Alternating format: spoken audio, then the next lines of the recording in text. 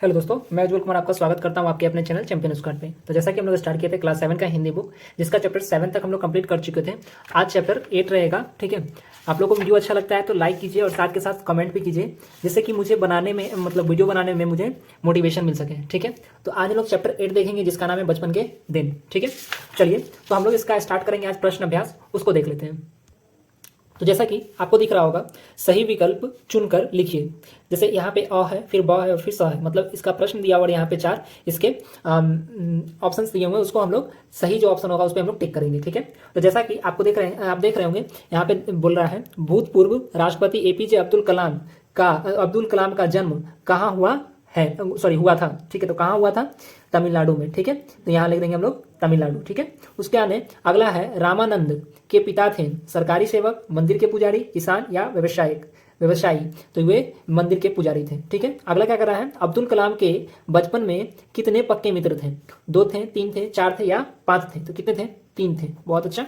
चलिए अब हम लोग इसका प्रश्न 2 देखेंगे। प्रश्न 2 में क्या कह रहा है? एपीजे अब्दुल कलाम को शिक्षा ग्रहण करने में किन किन कठिनाइयों का सामना करना पड़ा? ठीक है, चलिए तो इसका हम लोग उत्तर लिखते हैं।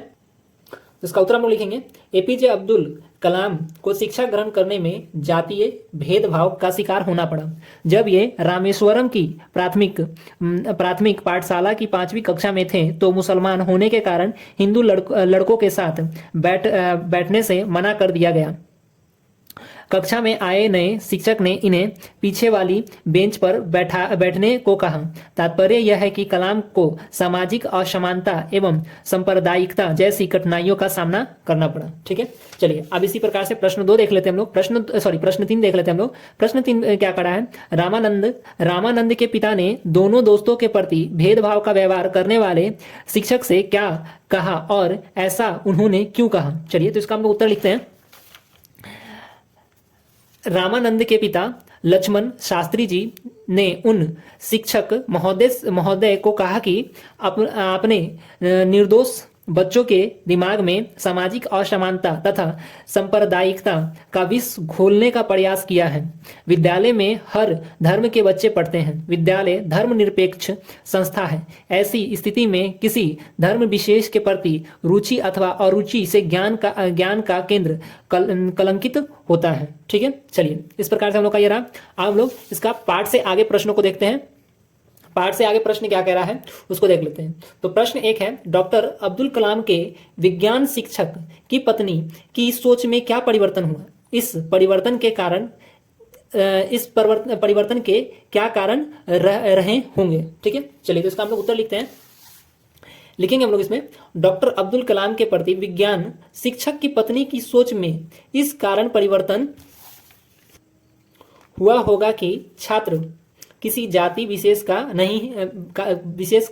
ही नहीं होता। विद्यालय में पढ़ने वाले सभी छात्र कहलाते हैं। इसलिए छात्र के साथ किसी भी प्रकार का भेदभाव करना उचित नहीं होता है। दूसरी बात, विज्ञान शिक्षक स्वयं रूढ़िवाद के खिलाफ थे। इसी कारण शिक्षक की पत्नी की सोच में बदलाव आ गया होगा। ठीक है, हम लोग इसका प्रश्न 2 देख लेते हैं। प्रश्न 2 में कह रहा है, नए शिक्षक के द्वारा डॉक्टर अब्दुल कलाम को उनके मित्र रामानंद से अलग हटाकर बैठने को कहा गया। शिक्षक के इस व्यवहार पर अपनी राय तर्क सहित दीजिए। ठीक है, चलिए तो हम लोग इसका अपना राय देते हैं, क्या हो सकता है हम लोग का राय। चलिए इसमें लिखेंगे हम लोग, नए शिक्षक व्यवहार सर्वथा अनुचित था। मतलब उनका व्यवहार जो था वो सर्वथा अनुचित था। शिक्षक को गुरु कहा जाता है। ज्ञान की देवी सरस्वती होती है। सरस्वती उसी पर प्रसन्न होती है जो उनकी साधना सच्चे दिल एवं लगन से करता है। शिक्षक के लिए सभी बच्चों को सदमार्ग पर चलने के लिए प्रेरित करना होता है, ना कि जाति वर्ग भेद जैसे कुसंस्कारों के कीचड़ में धकेलना। अतः शिक्षक ने डॉक्टर कलाम को मित्र रामानंद से अलग बैठाकर घोर अपराध किया था। ठीक है, चलिए अब हम लोग यहाँ तक देख लिए। अब हम लोग इसका व्याकरण देख लेते हैं। व्याकरण में क्या कर रहा है? वाक्य बनाइए। प्रश्न 1 है, वाक्य बनाइए। मतलब गली से, पाठशाला, शिक्षक, इच्छा और तीर्व, इनसे हमको वाक्य बनाना है। चलिए तो हम लोग बनाते हैं। इससे वाक्य क्या हो सकता है? ये तो आपको आता ही है, फिर भी आप देख लीजिए। चलिए यहाँ देखिएगा, जैसे आपको दिख रहा होगा, गली में लिख सकते हैं हम लोग, आगे वाली गली में रोहन का घर है।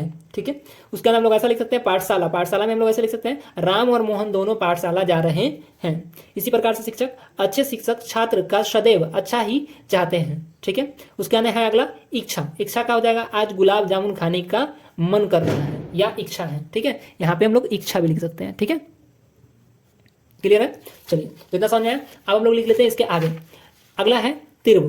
तीव्र का अर्थ हुआ तीव्र गति से जा रही बस दुर्घटनाग्रस्त हो गई, या फिर तीव्र गति से जा रही कार दुर्घटनाग्रस्त हो गई। ठीक है, अगला है पर्यायवाची शब्द लिखिए।